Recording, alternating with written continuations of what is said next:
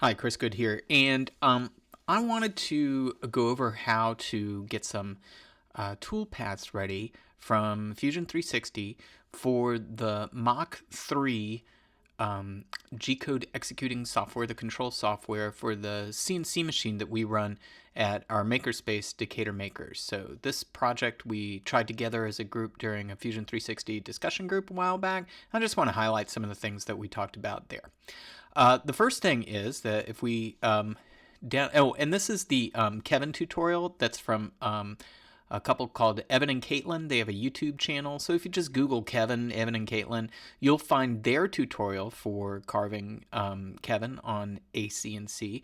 And they have some really good tips there. Check out the rest of their channel too. It's really neat. Anyway, the little Kevin piece here opens in the model view when you open it in Fusion 360. And there's a couple of things about this that we changed in our discussion group. First of all, right now it's setting the top of this thing to be the top. I don't want that to be the top of our model. So if we go back to their home view, I kind of want the front of their model to be the top of mine. That's just how I like to orient stuff with respect to the CNC. And it makes sense too, because if that's the Z axis, right, up and down, that's the way our CNC is going to see it. So I'm going to change the front here. I'm going to right click on it and I'm going to say set current view as top. And that just changed it to top, that's all. I'm also going to choose this view that sort of looks on in between the top and the front. I'm going to set that to be the home view, and I'm going to set that at the fixed distance that we're looking at it right now. That way, if we move stuff around and we get back to front, we can always click on home and it'll take us back to this view where this is the front and this is the top and this is our home. Okay, so that's it for the model side of things. Let's see how they set up their toolpaths in the, now it's called manufacturer workspace. It used to be called the CAM side. Now it's manufacturer. Okay, a lot of stuff going on here. They've modeled their stock. They've modeled this Carvey board, which is another type of CNC machine, and that's the clamp down board, sacrifice board. And of course the model that we want to cut out. So I'm going to hide those things that we don't want to see. I'm going to hide the Carvey, and I'm going to hide their, I'm going to hide their stock if I can. Oh, that's in the setup. Okay, I get it. Let's take a look at how they've set stuff up. I'm going to generate all the toolpaths that they made. And just note that each one of these, if we open this up to edit it, they're using an 1/8 inch flat end mill with 2 flutes on it, I think. And we're going to make our own toolpaths, but just to show you sort of what's going on, it's still calculating the adaptive path right here. And when it's done, maybe even before it's done, we'll be able to see the total machining time of the whole thing. It's actually changing as it finishes this adaptive path. It's going to be about 38 minutes. So I'm going to go ahead and let that finish, and we'll see what it looks like when it's finished. There we go. Okay, great. So we could run this, and if we look at the total machining time with that single bit, it's going to take 1 hour and 23 minutes. Good golly, that's a long time. I think that with some different tools, even with tool changes, we could make this go a lot faster. We also were not using the exact same stock that they had. I think that we had a 2x4 lying around. Let's do this. Let's create a whole new setup, and we'll make our own stock that's a fixed size box that's just a hunk of 2x4. So 2x4s are actually 3.5 inches. Let's say that we cut off a length to make it square, so 3.5 inches, and they're 1.5 inches tall. Okay, so now we end up with a stock box like this. Now the program defaults to put the model in the very center of the stock. I'm actually going to align the bottom of it with the bottom of the stock. Right, so from model position, we're going to offset from the bottom by 0 inches. So we change that to 0. It brings it to the bottom. The last thing I'm going to do here, right, so this is going to be like a hunk of 2x4 that we chop off. The last thing I'm going to do here is select this corner right here, stock box point, to be our 0, right? So the x-axis is going to be along this edge, the y-axis is going to be along this edge, and the z-axis is going to be up and down, just like we made it in the CAD view, in the model view. Okay, I'm done manipulating the stock and setup portions of this setup. And now I'm going to add some tool paths. So the first thing I'm going to do is an adaptive clearing path. And I'm going to use not the 1/8 inch bit, I'm going to use the 3/16 bit that we have in the Decatur Makers collection. And if you're a member of Decatur Makers, then you can look us up on Slack. And if you join the CNC group, you'll be able to download these tools as a tool library. It's just a .tools file that you can then import from this menu by right-clicking on the libraries area in here. We're going to use the 3/16 up spiral bit that belongs to the space, and click OK.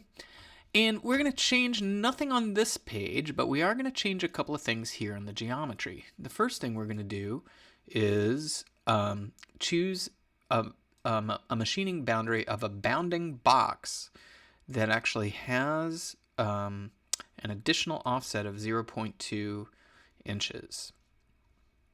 And we're going to uncheck the box that says stock contours, and we're going to check the box that says model and select the Kevin model. So once we do that, the only other thing we're going to do is make sure that both ways is checked here in the passes tab. I don't mind if it goes both ways, that's okay. I'm going to bump up our optimal load to 0.1 inches, and I'm going to set the maximum roughing step down, so when it goes down one more notch, I'm going to set that to 0.125. Okay.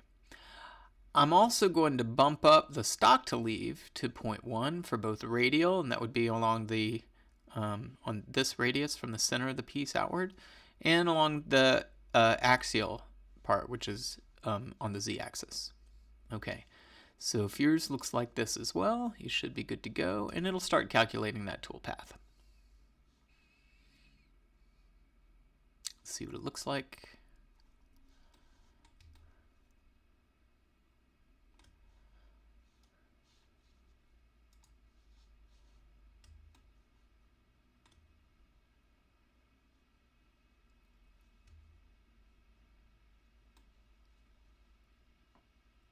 So those are the step downs, right? It's going down 1/8 of an inch each time, and it's just taking out stock that has nothing to do with the model.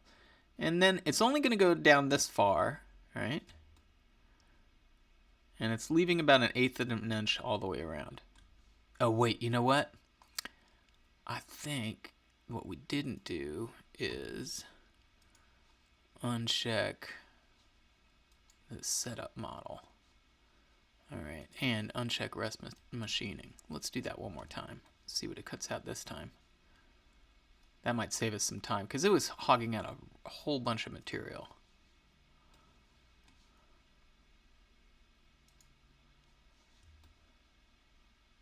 All right, so you see how it skipped this bottom part? When the ball end mill comes down there, it's not actually going to cut through a whole lot of material, and so I don't mind it just coming down through that much material. Let's check the time on this so far. So that is only about 10 minutes. Let's now do a parallel path, and we're going to choose a different tool this time. We're going to select the 1/4 inch ball end mill.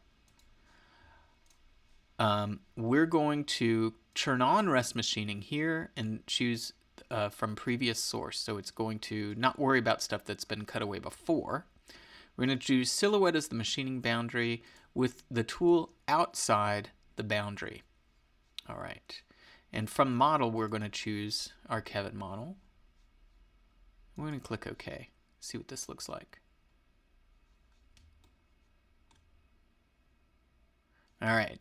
So the problem here is the step over is like way too broad, and it's going to leave a lot of grooves in that cut. So what I forgot to do here is go to passes and change the step over from 0.125 to 0.02. So we change that to 0.02.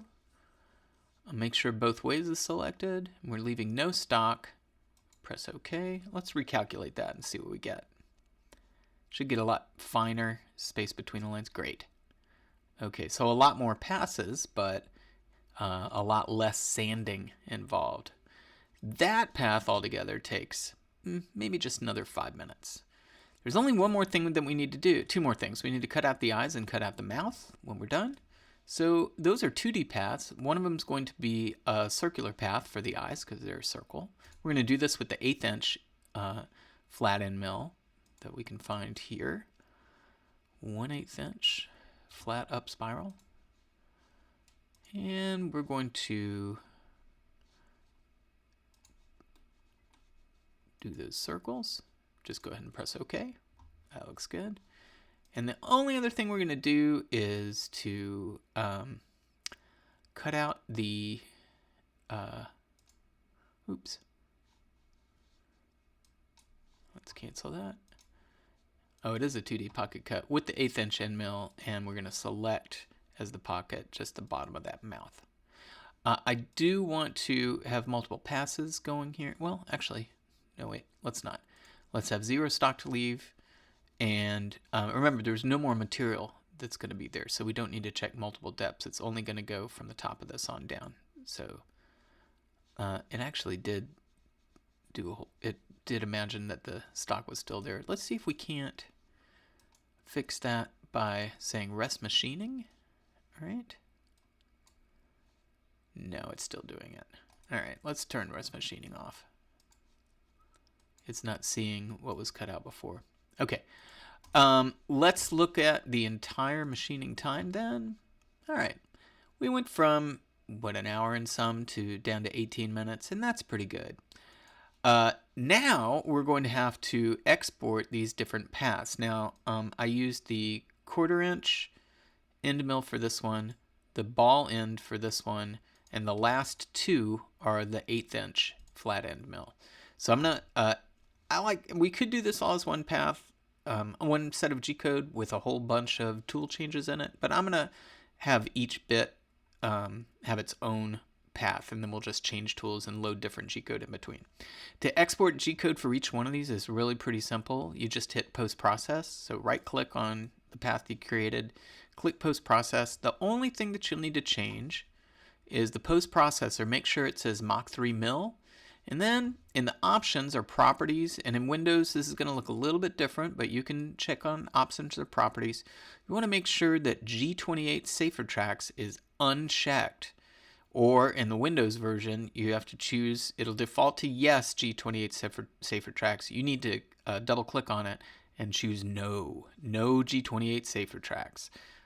Happy to talk with you in person about what that actually does, but if you uncheck it and press OK, you can save this .tap file to someplace to where you can find it, and then just take it over to our CNC machine at Decatur Makers and load that G-code, and our machine will execute it pretty faithfully.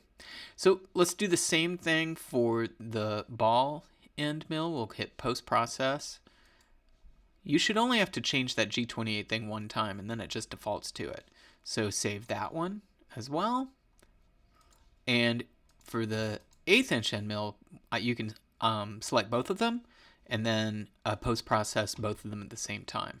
All right, G28's unchecked, and that's okay. So save all those tap files where you can get to them, and then, you know, if you want to, you can simulate all this stuff. All right, and there we go.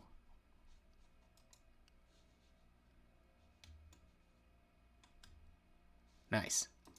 Okay, so that's pretty much it for how to do Kevin on the Decatur Makers CNC. Try it yourself and see what happens. It should be an awful lot of fun. Let me know how it works.